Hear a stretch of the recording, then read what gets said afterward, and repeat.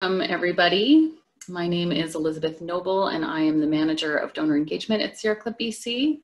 And I want to acknowledge that I'm currently working from my home on beautiful Lekwungen territory here in Victoria, BC. I want to thank everybody for coming today and for all of your support. And again, if you haven't already, please open the chat box and introduce yourself to the group. Make sure that you select all panelists and attendees so that everybody can see what you're typing. And you can just put in your name and where you're calling from and on whose territory you're currently residing.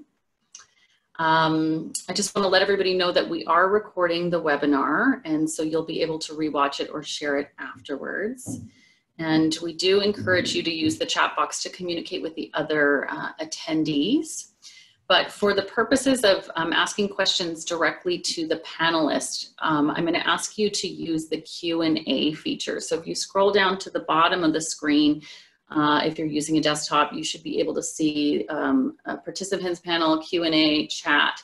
The Q&A is what you're going to use to ask questions of our panelists.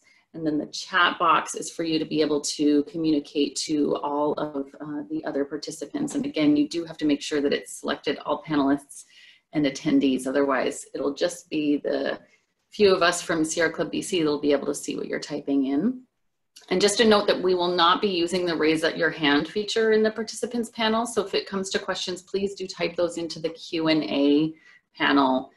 Rather than using the raise your hand feature. We're just trying to limit what we're doing to keep the confusion down. So again, I'd like to welcome you to this webinar, Resiliency in Times of Change. And I really appreciate that everyone has taken the time to join this conversation. I know there are a lot of competing demands for your time, especially in the form of webinars. I personally have spent a lot of time on Zoom now that we've all gone digital. And so I really want to just thank you and honor the fact that so many of you have chosen to join us today. It means a lot to me personally, and I also think it speaks to the theme of resiliency, which is rooted in community. We can't do this alone. If we're to be resilient, we have to do it together. I'm sure that many of you have already witnessed the online networks which have just sprung up in response to this crisis. And I just want to remind everybody that Ciera Club is part of this broader network of care. We've been making calls to individuals who we've identified could be among the most vulnerable. So we've started making wellness checks to people in our database for whom we don't have an email address. Just because the thought is that these people are more likely to be elderly and isolated. So we've had half a dozen volunteers sign up, and we've made several hundred wellness calls checking in on our supporters to make sure that their basic needs are met and that they have a network of support to call on and to be able to think of us as part of that network. Similarly, we've had other members volunteer to help out with shopping or picking up prescriptions for individuals who are self-isolating because they're immunocompromised. And I would just like to encourage you to think of this community as a network. So if you would like to help or if you need some help, please don't hesitate to reach out to me, even if it's sort of, outside of our wheelhouse. We have a lot of connections you might not know about, so please don't be afraid to reach out and ask. The last thing that I'd like to say about these wellness calls that we've been doing is that we're also asking our members to think about what they would like to see happening right now. This strange time offers a lot of space for each of us to reflect. And so we've been encouraging our members to really think about what it is that they value and try to imagine a positive vision for the future. And so I'd especially like people to think about what kind of wisdom we can apply from our past or how our ancestors might have responded to this challenge. And it's so important to remember old wisdom and ways of doing things that we used to do. And in addition to, trying to imagine what new kind of a future we have. So, I think that also speaks to the resiliency. I personally have found that it's easy to get caught in a cycle of despair. And so doing this kind of creative thinking has been really beneficial for, my mental well-being. And so I encourage you throughout this webinar to use this chat box feature to do your own kind of creative brainstorming. So let's just take a minute to type in your initial thoughts on what kinds of things you'd like to see happen in the future. So What looks different in the future? What would you like to keep? What have you suddenly noticed happening that you would like to continue moving forward? And what kind of things would you like to leave behind? So let me just pull this screen over and I'll see if anyone has started typing in any responses to that question. More robust public transit, yep, for sure. More gardens. Regular calls to neighbors, definitely. Governments working across party lines with decisions based in science. A just recovery, reimagining what a good economy is. Circular sharing over growth. An economy that prioritizes health for all. An economy for the public good, not for private profit. Universal basic income, less distraction. Yes, I would love that too. More empathy, ongoing social connectedness. People do not lose awareness on how things have changed for the better in nature and to embrace that with adequate policies. It says my internet is going in and out, so I apologize if we have breaks in it. Support for agro-ecological and community food initiatives, definitely, especially here on Vancouver Island. Cleaner air and water, a Green New Deal. Is it Green New Deal? I see some themes. A slower pace of life, intentional connections. This is great. And just so you know, this is, yeah, we'll be able to take notes on all of this and hang on to your suggestions. So please do, feel free to do dreaming. You know, we'd love to hear big ideas from all of you on what you think should be happening. All right, let me move my screen again so I can go back to our script here. So please feel free to continue with the chat box with your creative imagining. And in the meantime, I would like to introduce our panelists. So first, we have Hannah Askew, who looks like her camera may not be on at the moment, but Hannah is the Executive Director of Ciera Club BC. She's a lawyer and practiced public interest environmental law prior to joining Ciera Club BC. Her work focused on addressing the cumulative impacts of industrial development on ecosystems, advocating for proactive and inclusive planning processes for the land and water. Over the past 10 years of her career, Hannah has been deeply involved with learning from Indigenous communities about their systems of law and governance. And she worked as a researcher on Anishinaabe and Coast Salish legal orders for the Indigenous Law Research Unit at University of Victoria. She holds Masters of Arts degrees in History and Anthropology from U of T and McGill, and a law degree from Osgoode. She was born on Anishinaabe territory into a family of English and Scottish descent. And Hannah, thank you so much. Welcome. Our next panelist is Campaigns Director Caitlyn Vernon. Kaitlin has been with Ciera Club BC since 2007 and is currently our campaigns director, supporting the education and the campaigns teams to promote climate justice, keep fossil fuels in the ground, protect ecosystems, and reconnect BC residents of all ages to our dependency on the non-human world. Kaitlin launched the very successful Pull Together initiative, which with our partners at Raven has raised well over $1 million for Indigenous legal challenges against tar sands pipelines. Over the past couple of years, she co-hosted our podcast on clean energy alternatives, and she's the award-winning author of a nonfiction book for young readers about the Great Bear Rainforest. And she has asked me to say that she continues to be inspired by the passion and determination of the Ciera Club staff and supporters every day. So Kaitlin, thank you so much for joining us today. Next, we also have Anjali Appadurai, who joined Ciera Club BC last year as a climate justice campaigner. Anjali is a climate justice advocate, communicator, and consultant with a love of animals and wild spaces. She began her career working with youth and social movements from around the world to influence the United Nations climate negotiations. There she learned about the power of social movements to bring about a climate-just future. Anjali then returned home to BC to work on building a community-driven campaign to grow support for a class action lawsuit against some of the biggest names in the fossil fuel industry. Today, Anjali works to strengthen climate change messaging and discourse in Canada by centering the stories of those on the front lines of the climate crisis.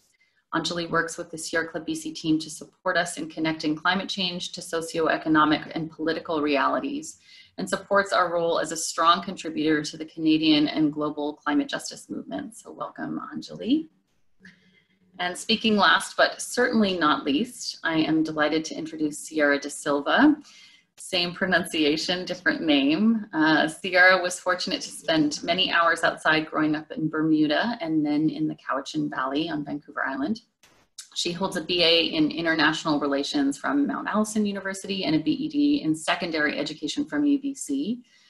After working in a nonprofit organization in Peru and then spending several years in BC classrooms, she's excited to now work with children, youth, educators, and families to increase connections to nature and communities. And I'm really proud of the work that she has been doing, and I'm so excited to hear about the quick adaptation Ciera led for our education program to the new educational environment we find ourselves in with COVID-19. So thank you for joining us, Ciera. Okay, so I think quite a few more people have joined in this time. So just as a reminder, please submit your questions to the panelists in the Q&A panel, and please continue the discussion with your fellow participants in the chat box, just making sure that you've selected to all panelists and attendees so that everybody can see what you are chatting. So we will let each of the panelists speak first, and then we'll come to questions at the end. So let's start first with an update from our Executive Director, Hannah Askew. And sorry to interrupt, but people are saying that Elizabeth, they're only able to see you, so I want to make sure they can see Hannah before she starts. Okay, Hannah, can you try talking? It should automatically go over. Hi everyone, thank you Elizabeth. I'm so happy to be able to have the opportunity to speak with all of you today. Looks like that's resolving it from the comments. All right. Yeah, thank you again, Elizabeth. And I'm grateful to be calling in today from Squamish, Musqueam, and Tsleil-Waututh territory. And I just really wanted to begin by expressing my gratitude and appreciation to each and every one of you who has taken the time to join us today. I know that everyone is juggling a lot of responsibilities and changed lifestyle right now, and we don't take it for granted that that you're choosing to spend this hour with us. And I would just reiterate what Elizabeth said about our commitment around listening right now.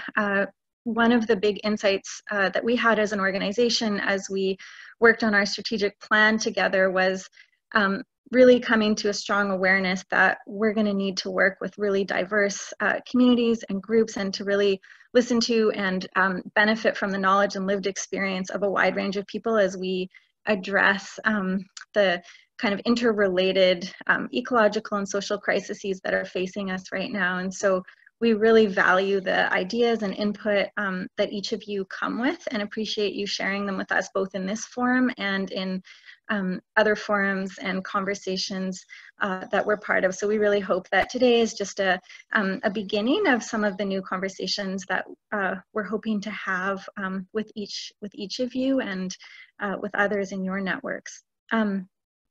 So I just wanted to begin by just updating you a little bit on some of our changes operationally, and then my amazing colleagues that are on here with me are going to go into some of the specifics of our different campaigns and education programming and what we're prioritizing right now in our work. So as a lot of you are probably aware, our offices formally closed on March 16th in response to the COVID-19 crisis, and our staff are now working remotely, and our campaigns and education team have been working incredibly hard to adapt their work to these changed circumstances. None of our staff are engaged in any in-person meetings, and so for a lot of our organizing work, as you can appreciate, that represents a fairly profound shift. So we've been figuring out which technologies can serve us best in this new time, and also trying to figure out how we can respond as powerfully as possible to the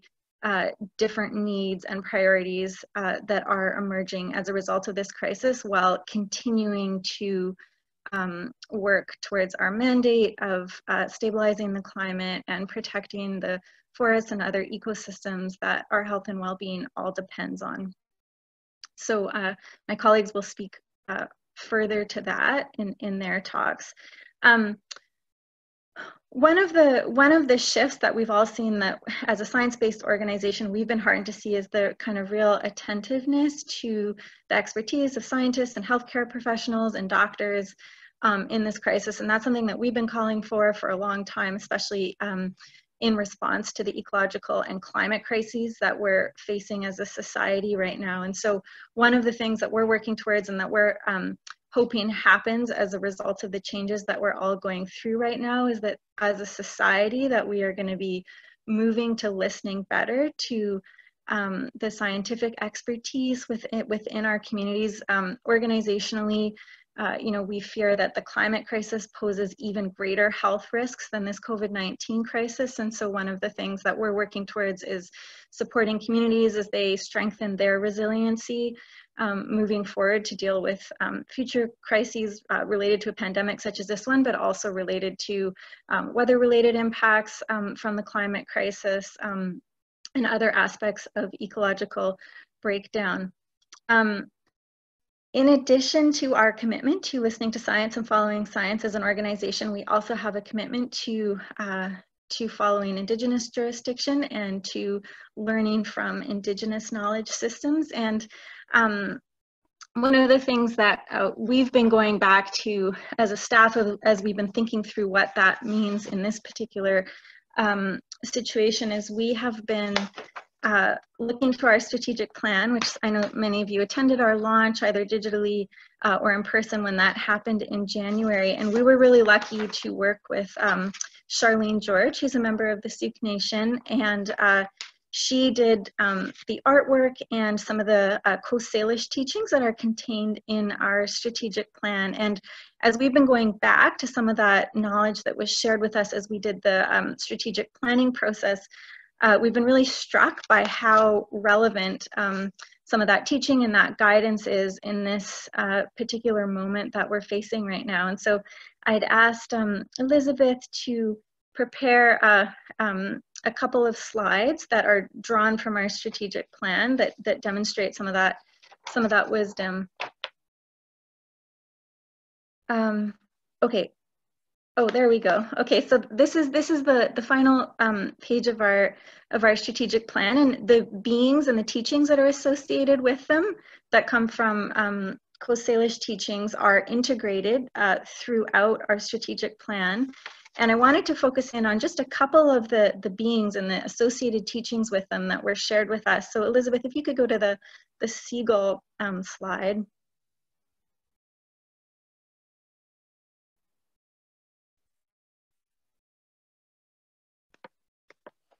There we go. So the seagull, which is throughout our strategic plan and which many of us see on a daily basis, those of us who live on the coast, reminds us to be adaptive, to pay attention to changes in storms, and to let go of the things that limit us. And so I think that's an especially relevant piece of guidance that I know as an organization we have been really focusing on right now. And then the other one that I was going to draw your attention to is the changer and the eagle.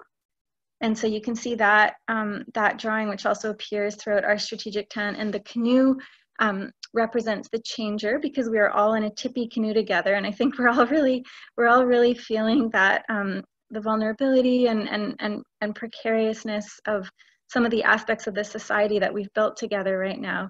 So the eagle demands that we fly on a mindful path towards a transformational, inclusive future. And that is really where our organizational focus is right now, is how do we intentionally create that path towards a transformational, inclusive future. And I see that with a lot of the comments that many of you have written on the comment board.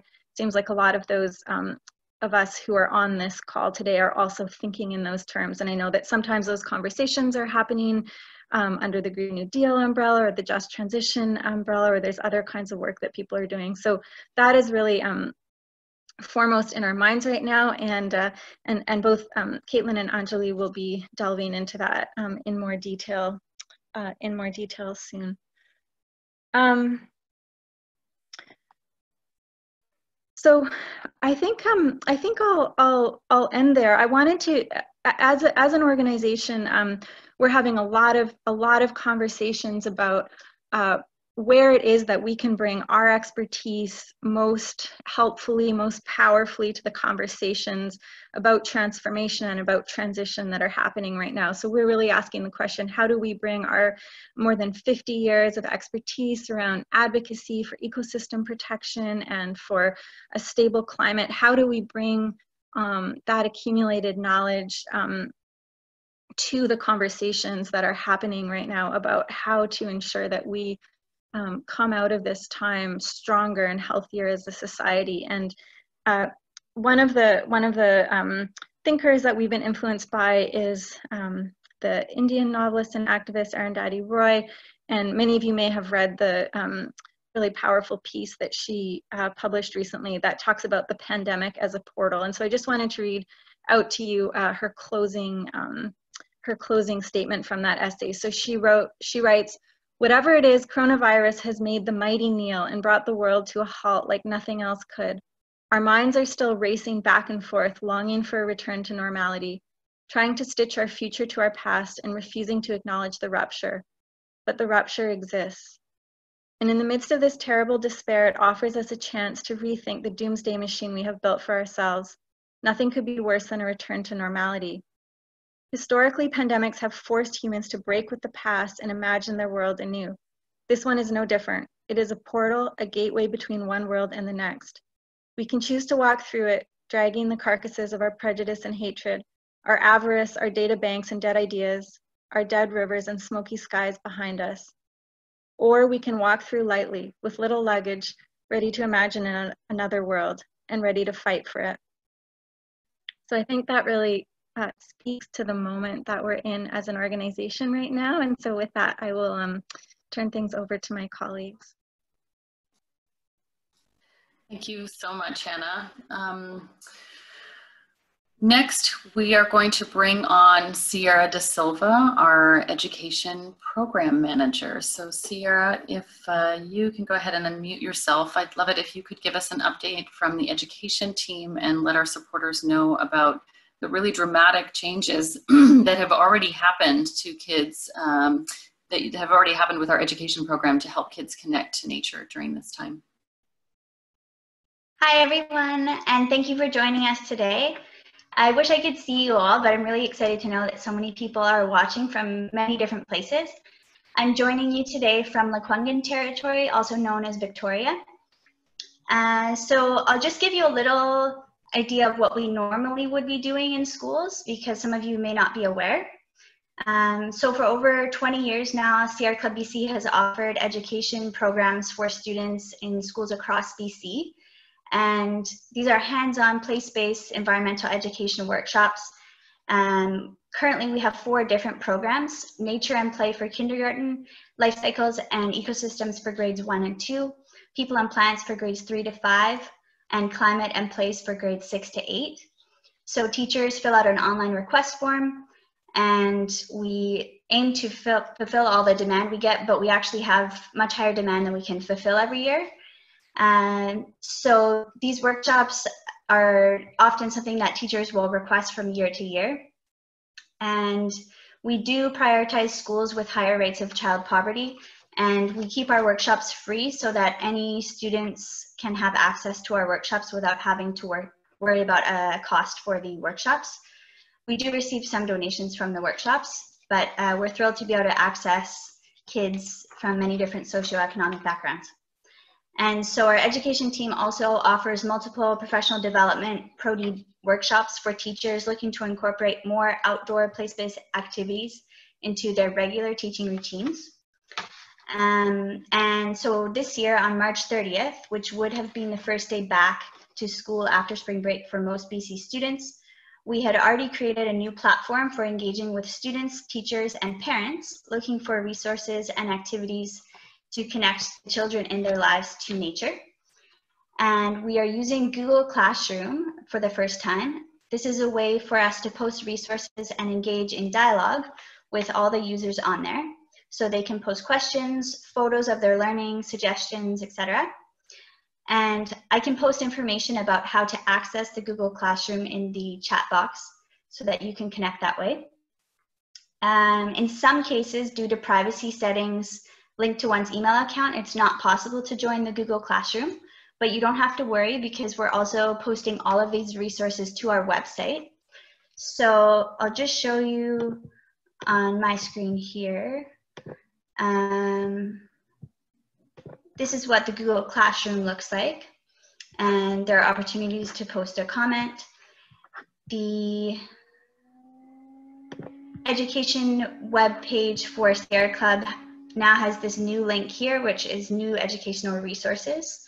And that's in addition to resources that were available prior for free on our website. And if you click on the new education resources tab, you will come to this page here where we're posting all the new activities. And so on the website, you can just download anything that you find. In terms of the packages that we're creating, they're designed with a specific age range in mind, and these are within K to 8 so far. The first package was the Green Space Journal, and it's ideal for students in grades 1 to 5. The second was the Pacific Salmon Life Cycle package, and that looks like this on one of the pages where students recreate the order of the life cycle. And the third package is the Old Growth Forest package, and it's ideal for students in grades 6 to 8, and it will be released later today.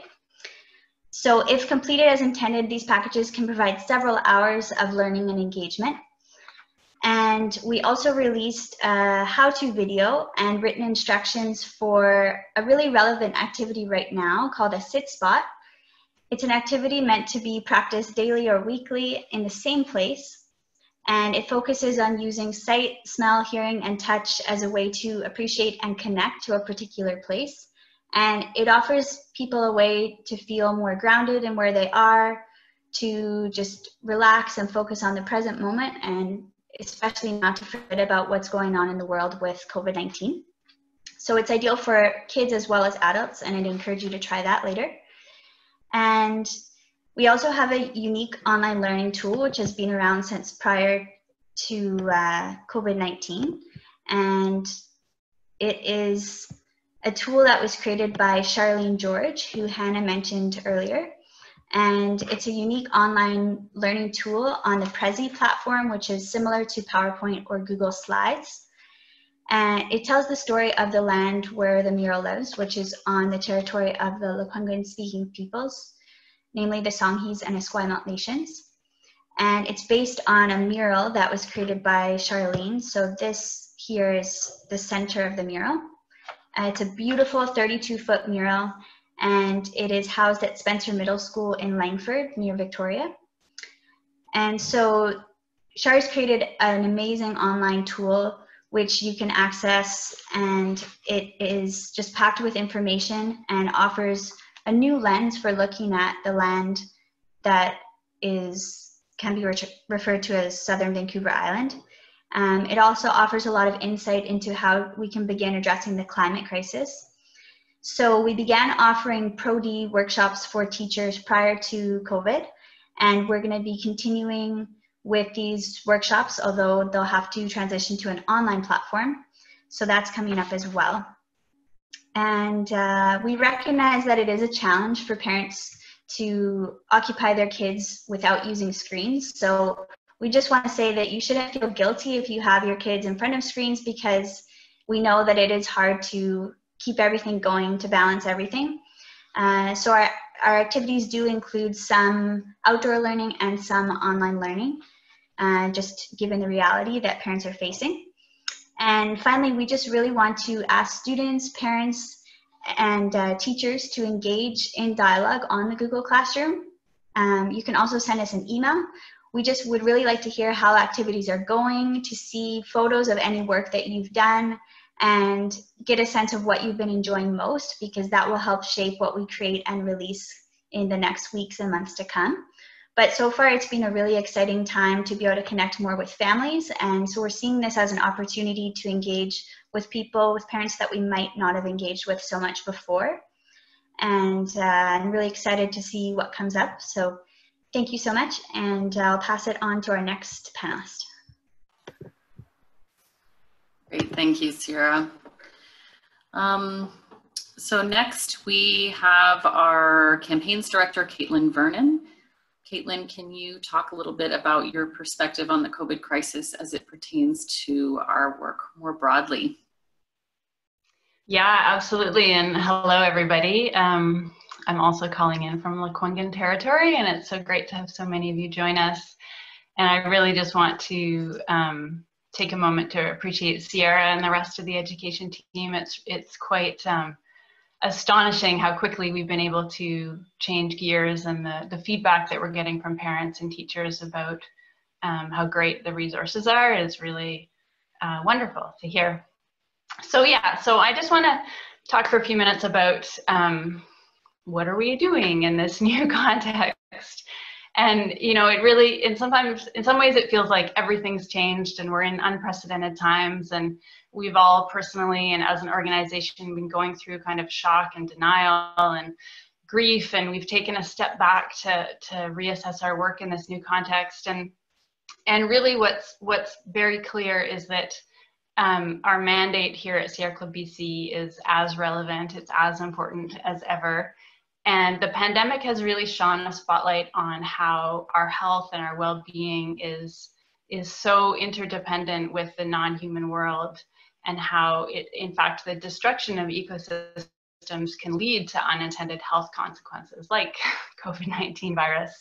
And we're also more and more hearing experts that are warning us that in order to prevent future pandemics, we need to be protecting intact ecosystems, and particularly forests all around the world. So we really feel that it's absolutely critical that our collective response to this pandemic doesn't do anything to further jeopardize human health, or further jeopardize ecosystem health as well as human health, or that makes climate change worse. And so what that looks like here in BC is we need to be pushing to ensure that any short-term emergency responses to the COVID-19 crisis, as well as any longer-term economic stimulus packages, really incorporate a strong commitment to forest conservation and climate action as part of that. Because as many of you have been pointing out in the chat box, what we definitely want to avoid is returning to this quote-unquote normal, which of course the pre-pandemic normal it wasn't working for ecosystems, it wasn't working for our climate, it wasn't working for a heck of a lot of people. And even right now, even during the pandemic, logging of old growth forests on Vancouver Island is continuing at a shockingly rapid rate. And we know also that what's happening right now is that big businesses, industry is lobbying governments hard for things like bailouts for fossil fuel companies, for relaxing environmental protections, for being able to keep their work camps open despite, you know, coronavirus containment measures limiting gatherings everywhere else. So corporate interests clearly don't just want to get back to the pre-COVID normal, they actually want to use this moment as an opportunity to reduce any environmental regulations that might infringe really on their ability to make a profit.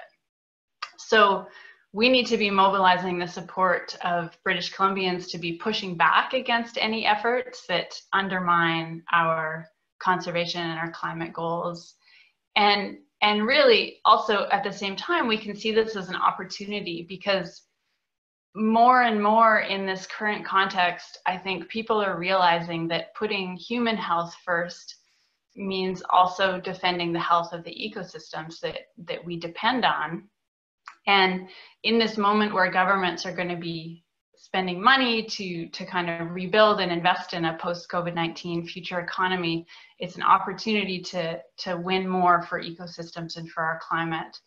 So we will be encouraging people to kind of keep thinking about the ways that intact forests can and do support human health and community resiliency in the face of a changing climate.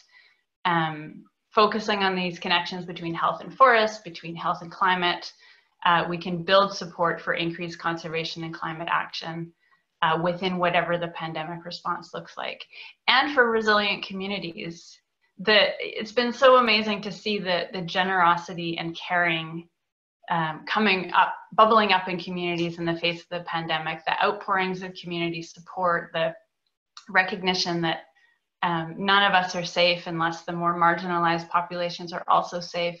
And these kind of connections and cooperation are also what's needed for resilient communities in the face of the climate crisis. So what are we going to do? We're going to be reaching outside of Ciera Club, the kind of the usual Ciera Club supporters, to gather up more ideas for what are the economic alternatives that we can be putting forward as part of any economic stimulus package. As it's crucial that we find ways to build the economy more equitably with a path forward that leaves no one behind, at the same time as we're being sure to center ecosystem conservation and climate action. We're going to be hearing a lot more about this term just recovery, and what does a just recovery look like. From a forest perspective, it's definitely time to dig up all those good ideas that are lying around how we could be supporting long-term jobs in forestry, things like selective logging and value-added manufacturing, jobs in restoration and monitoring and so on, and putting those forward into whatever an economic stimulus package looks like. We're going to be continuing our work of engaging with Indigenous peoples and grassroots community groups, listening and learning about what they want to see in their communities, supporting local leaders to get their networks involved. And we'll be continuing with our work of education of all ages, including with kids and their parents, like Ciera talked about, with this goal of shifting our relationship to nature so that more people recognize our interdependence with the more than human world. And we'll seek out every opportunity to build support for a bold vision of a future where, with abundant ecosystems and a stable climate and with resilient, equitable communities, we see this moment that we're in as a crossroads, kind of a choice of where are we going to go next. And so basically we want to be and will be doing all we can to seize this opportunity to win the good stuff and stop the bad stuff. And at the same time, we recognize that so many people right now don't have the safety or the security to be thinking further into the future than how am I going to pay the next rent check, or how am I going to be supporting family members who are sick. And so just thinking about how a crisis is an opportunity, it's an opportunity to rethink and reimagine our relationships with each other and with the non-human world, but it's also a crisis. And we know that people are struggling on so many levels. And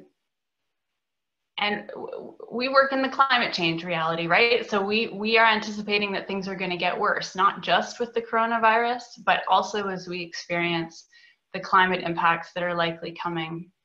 Last summer, many of you probably saw, but last summer the BC government put out a climate risk assessment for BC, outlining some of the risks that are posed to our communities from climate impacts, things like wildfires and flooding and drought and glacier melting and so on, ocean acidification. And the report talked about how if and likely when many multiple crises hit at the same time, that the consequences would be catastrophic. And the report obviously didn't say anything about a pandemic, but thinking about the summer and thinking about what some of our past summers have been like, it's kind of concerning to think through, what would it look like to evacuate an entire community in the face of a wildfire if we're still under COVID-19 social distancing guidelines? Or in places that have flooded really badly, how would communities work together to fill sandbags if we can't even get near one another?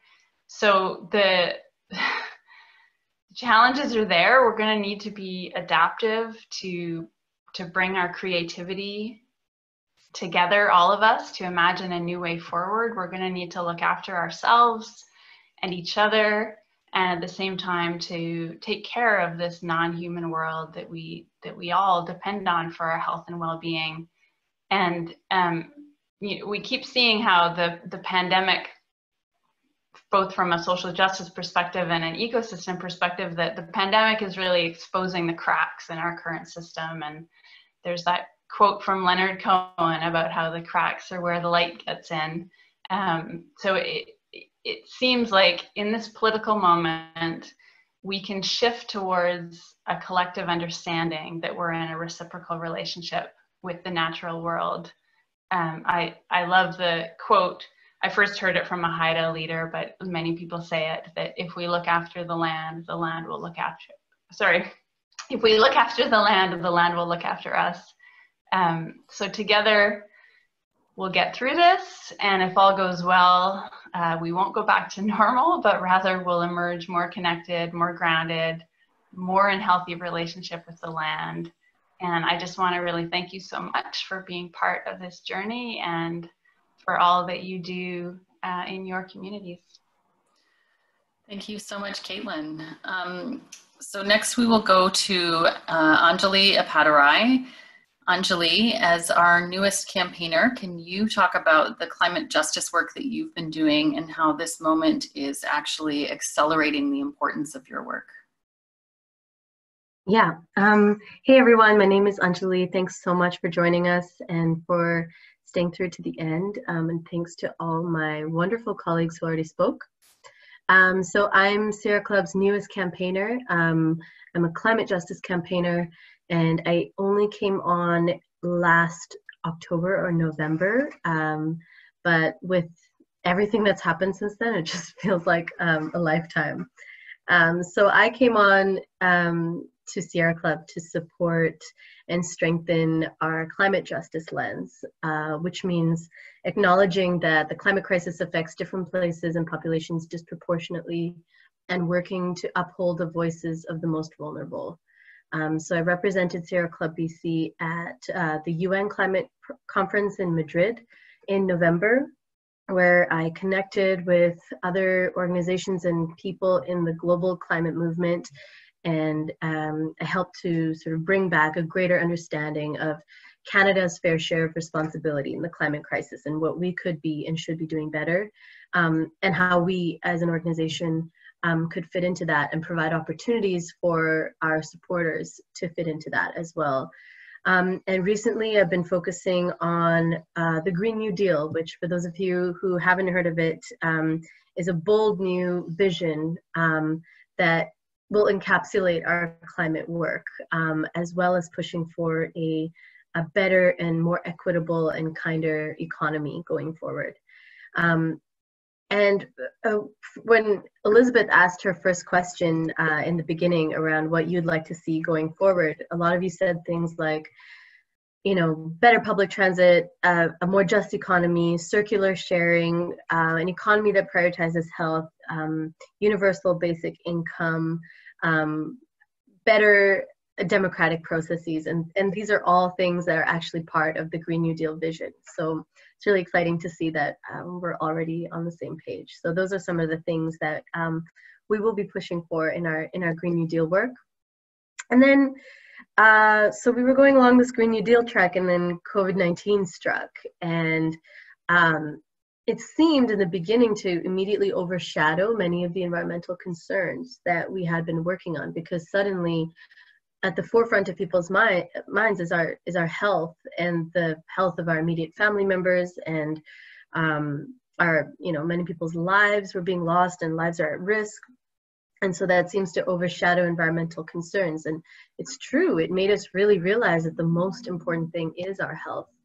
And for me, the pandemic made my work even more important, and it feels even more urgent at this time, because in many ways, well, climate change is the biggest health risk of all, and it affects people in such a myriad of different ways. And when you layer COVID-19 as a health risk on top of that, it makes those who are vulnerable to climate change already even more vulnerable. For example, as Kaitlin was saying, the people who are feeling the impacts of climate change right now in BC, and there's so many climate impacts happening in BC right now, from wildfires to sea level rise, flooding, drought, pine beetle, erosion, all of these different impacts. It's those communities that will be the most impacted on top of having the health risk of COVID-19. So the climate plus the pandemic equals greater vulnerability. And we know that the people most vulnerable to health risks are the same people who are most vulnerable to climate change impacts. So those without access to healthcare, the elderly, the young, those without access to resources or homes or safe spaces. And incidentally, those are also the same people who are adversely impacted the most by economic inequality. So we actually have a situation where the inequality of our system is being highlighted by this pandemic, and people are wondering how we got to this point, and how we can rebuild in a better way from here. And of course, human health is utterly dependent upon ecosystem health. So this is also a time to re-examine our interdependence with the environment. And Kaitlin spoke about that as well. And that's a huge part of our work, cross-cutting across all the programs at Ciera Club, is really examining how we can find good ways to learn from those who know how to exist in balance with our environments. So Indigenous people who've held that knowledge for thousands of years, and to really acknowledge for ourselves that there are no humans without the environment. There's no human health without environmental and ecosystem health. And we are an inextricable part of the environment around us. So all of this sort of makes my work on Green New Deal and a just recovery even more salient and even more important at this time. And so going forward, we have a lot to do. A lot this week I've been thinking about this metaphor of the caterpillar and the cocoon, and reading actually more about what actually happens in the cocoon. So when the caterpillar builds the cocoon, it actually essentially liquefies itself. It turns into like a soup of cells, and then the imaginal cells within that liquid create this new entirely different creature. But the caterpillar has to disintegrate first. And I keep thinking about how we're kind of in the soup right now, and it's hard to acknowledge that. It's hard to acknowledge that, it's easier to believe that maybe, okay, this pandemic is here, things are going to be difficult, and they go back to normal, but it's not like that. So many things have unraveled, so many things have disintegrated, and life will certainly not be how we knew it before. And so I keep thinking, what can we imagine while we're in the soup so that we can rebuild better? And so along those lines, I'll keep it short because I know we don't have much time left. We know that fighting climate change is our best bet to ensure that the rebuilt economy after this crisis is stronger. And climate solutions need to be just. So for this crisis, it's a parallel crisis which needs the same approach, which is working alongside communities to build resilience at a community level, which is very much in line with our strategic plan that Hannah was talking about. We have a commitment to adaptive planning built into our strategic plan, which mandates that we listen first. We work at a community level, we listen to what's happening in that community, and we listen to what the community needs to build resilience and to build adaptiveness, and to be stronger so that it can advocate so people can advocate for themselves. And we need to do that while transitioning away from a fossil fuel economy. So recently, Ciera Club joined a global call. We've actually seen a lot of amazing unity and coalition building in this time. And there's been a global call where hundreds of organizations around the world have agreed to a set of 5 demands that are now being signed, and you'll see these soon. We'll send out an email soon. And we joined the call for these 5 demands, so I'll just quickly go through them now, and you'll see more information about them later. So the first global demand is to put people's health first, no exceptions. And that means to resource health services everywhere and ensure greater access for all, because right now, health comes first. And those without access to healthcare are going to be way more vulnerable to this crisis, as we're seeing in the US and other parts of the world. Number 2, provide economic relief directly to the people. We've seen so many people in dire economic circumstances through this pandemic. And so going forward, we need to focus on people and workers and those who are marginalized in our existing system, because the pandemic has shown that they're not being taken care of. Number 3 is to help people in communities and not corporate executives. So that's more of a demand to equalize the economy, to not have corporate CEO bonuses while workers aren't getting paid properly.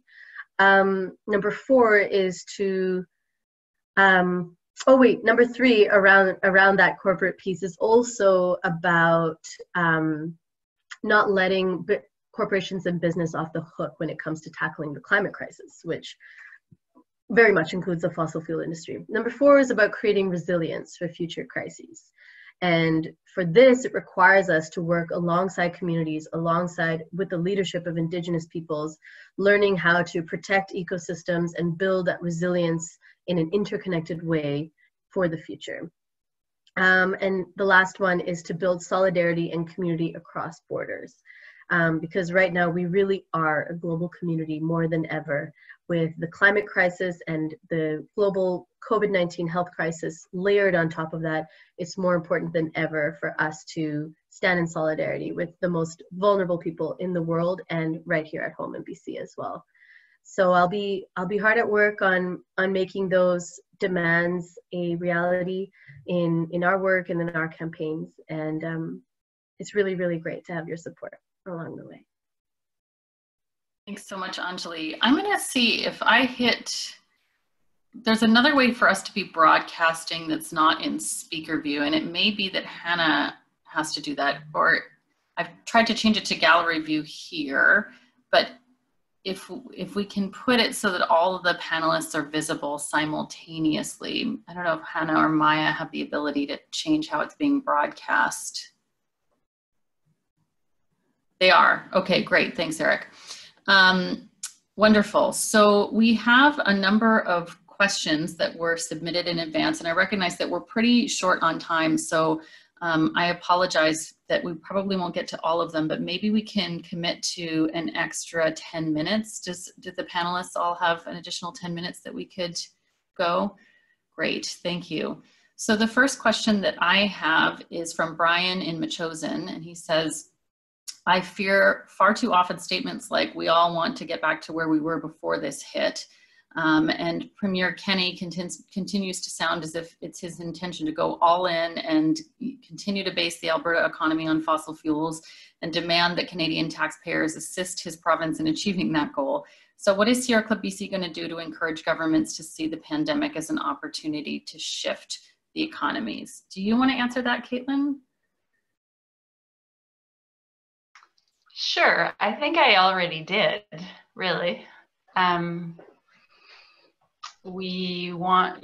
I don't think I need to re-say all of it, but basically looking at this moment as a crossroads and looking at the kind of emergency measures and economic stimulus packages as an opportunity to reframe how we, for centering human health, how part of that is also around centering ecosystem health and pushing back against things like the corporate bailouts around fossil fuels and so on, and choosing a different path.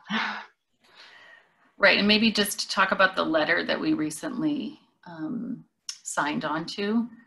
Yeah, sure. So the BC government is setting up a kind of economic task force, of like a multi-stakeholder task force to advise on some of this. And currently the constellation of that particular group does not include any environmental voices. So we and a number of other organizations have said that we would like to be a part of that, and we'll be continuing to push on how to get a seat at that table. That's great. Thank you so much. The next question is for Anjali from Barb in Nanus Bay, and I'm going to paraphrase because it was a bit long, but it says her question's about concerns for China and Canada's complex relationship with it. And since climate action demands less production and use of fossil fuels, how do we hold China accountable on any front when we've basically pleaded and lobbied them for decades for their investment dollars and cheap labor and made absurd 31-year trade agreements with them?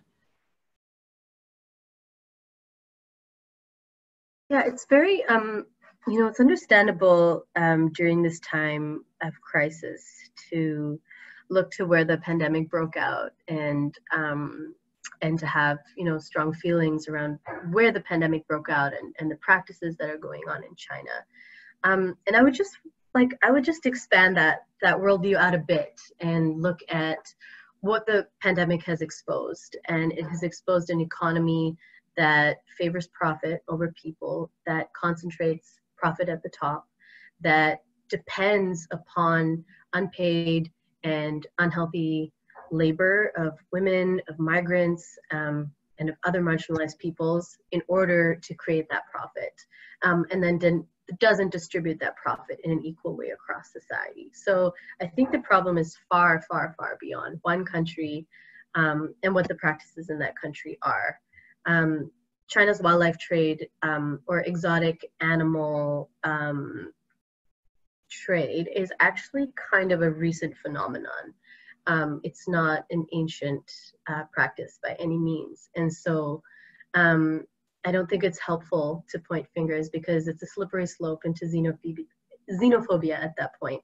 I would also add that the Chinese community in BC has been instrumental in flattening the curve because the Chinese community was very stringent on protective measures and social distancing really early in the pandemic. So we actually have them to thank for why BC is doing really well in the crisis right now.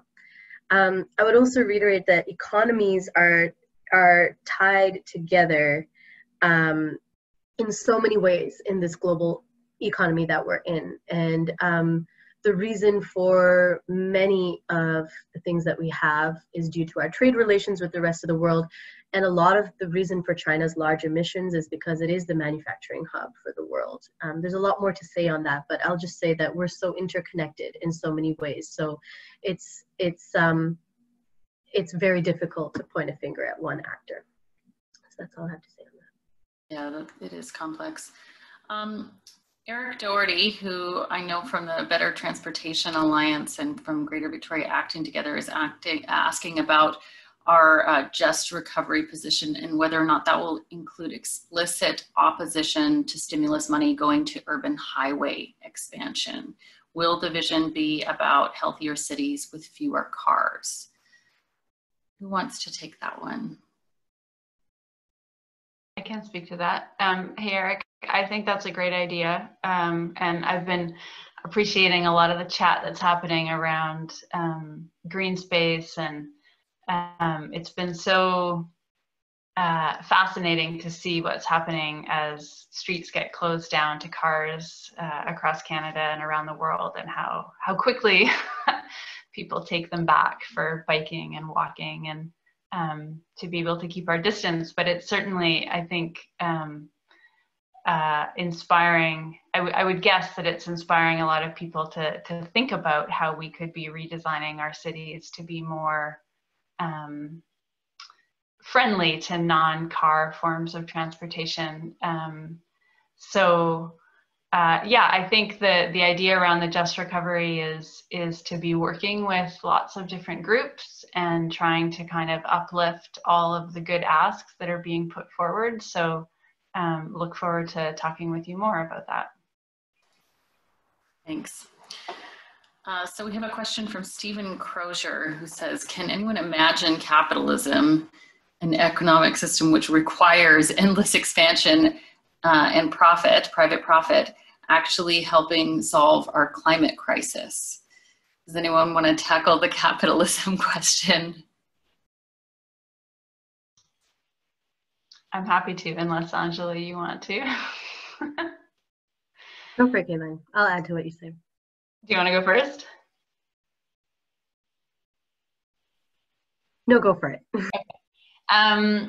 Yeah, certainly our economic system is founded on a premise of unlimited growth and doesn't recognize that we in fact live on a finite planet where everything is limited. So there are inherent challenges to our current economic system from a thermodynamics perspective, not to mention that the way that profit is extracted is by either exploiting workers or exploiting the land. And the people who have been stewarding that land for many thousands of years. So yeah, I think we are in a moment of trying to rethink what an economy might look like that values caregivers. Our current economy doesn't value caregivers. A lot of the people that are being deemed essential services right now are in jobs that are typically done by women, by lower income people, by communities of color. These are not often well-paid jobs. And what an opportunity to rethink what we're valuing in our economy, both from an ecosystem health perspective, but also from a people perspective around why is it that we put so little value on caregiving work? And yeah, how can we use this moment as a chance to rethink that and center justice and equity as well as health in what our economy might look like going forward. Anj, do you want to add anything to that?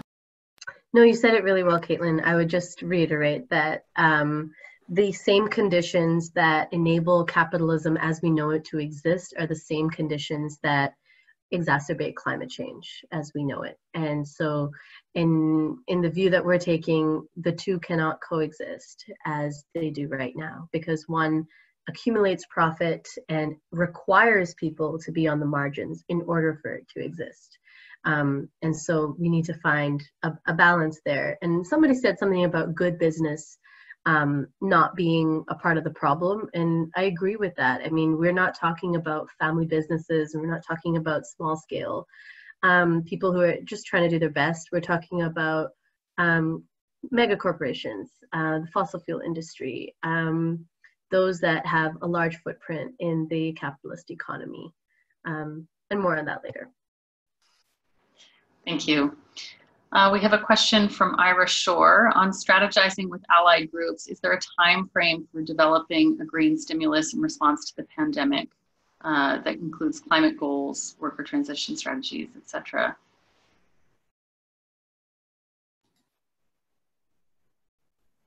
Who wants to take that one?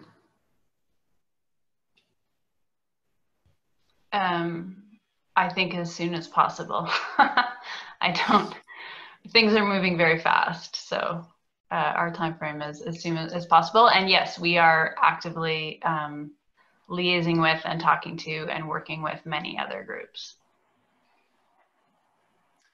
Okay, and this is another question for you, Kaitlin, from Pat Carl. Kaitlin, I've heard scientists recommend that we focus on protecting forests that haven't been touched by the devastation of logging. These scientists are saying that we should let go of the already cut blocked areas, even if they border on drinking water sources. What's your response to that?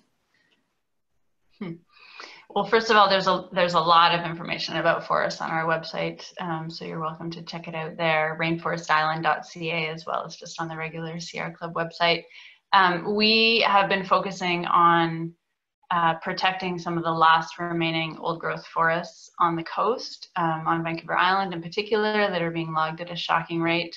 But we also really see the need and the value in restoration, and that, scientists say that having 30% of an ecosystem in some form of conservation is what's needed to keep us out of high risk of ecological damage, and in fact more like 70% is often what's needed to give us a better chance.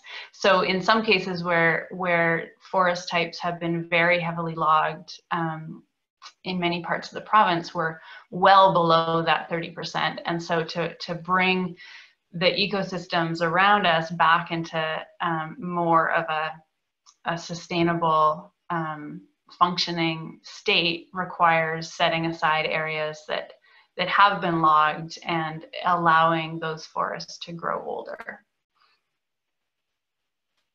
Yeah, and also we will be doing more work very specifically on forests. This is just the first of our webinar series, and we haven't, finalized the programming for the rest of them, but there will be a lot more conversations on forests going forward. So I hope that you'll be able to participate in those conversations as well. We have a question for Anjali. So given the rise of strongmen around the world and the move by them, excuse me, and their minions to turn inward, how does Ciera Club and others intend to create solidarity across borders? Great question. I think solidarity really begins with acknowledgement and learning about our past and present and future. And so, especially when it comes to the climate crisis, we really are all very interconnected in terms of there's a ripple effect with climate change, and everybody feels climate change all around the world, and we're all responsible for doing something about it. But it's so important to acknowledge our positionality as Canada, as BC, our colonial history, our historical responsibility for climate change, the fact that our economy was built upon the many conveniences brought to us by colonialism and by the theft of land from Indigenous peoples. So those are all things that brought us to where we are in this moment. And so the first step in solidarity is acknowledging that the many migrant workers whose often very unfair and underpaid labor enables our economy to be as strong as it is. So that's one way of standing in solidarity, is to highlight and uplift the needs and the demands of the people whose marginalization we've actually profited from. That's one very strong way we can do that. In the email going out later this week, you'll see a concrete way that you can stand up for migrant worker rights. And I think it's also important to uplift and highlight the leadership, the climate leadership of movements in other parts of the world, movements that are doing so much to highlight climate impacts and to push governments to take a stronger stance on climate change, which we're hopefully going to be doing more of at Ciera Club. And that's one of the reasons I went to Madrid, to connect with people from around the world and to learn their stories and highlight their stories here in BC. Great. So I know we've already reached the 10 minutes past. I just want to say quickly thank you to Maya, since you all can see her. She's been working in the background to help facilitate this webinar, and she did the amazing graphic design of our strategic plan that you saw earlier. She worked with our artist and mentor friend Charlene on that. So thank you for that, Maya. And then Hannah, do you want to just say a last word before we let everyone go? Yeah, I just want to reiterate my thanks to all of you for joining and for all the fantastic comments and insights and suggestions and links and encouragement and support that you've posted in the comments. This has been a real lift to my day to connect with all of you and to be part of this conversation. And as Elizabeth said, this will be a series, so we're just in the process of planning out, and hopefully we can also leave more time for interaction in some of the future ones, because it's just the wealth of knowledge that's on this webinar from those of you who joined us is really apparent from your comments and introductions. And so I think we're very fortunate to have all of you in our network, and we're looking forward to future conversations. I actually have to jump off. I'm doing some Zoom home tutoring with my 6-year-old niece and nephew, and using the amazing resources that have been prepared by our education team. So they are anxiously awaiting the start of their lesson. So I'm going to jump off to do that. But yeah, thank you again. And as all the panelists have said, you know, this is the beginning of a visioning process that we're you know, excited about the transformation that can come from this, and we really need all of your help. So we're hoping that we can continue to work together with you on building that. So thanks again for joining us today, and hope that everybody has a really good rest of their afternoon. Thank you all. Have a great afternoon.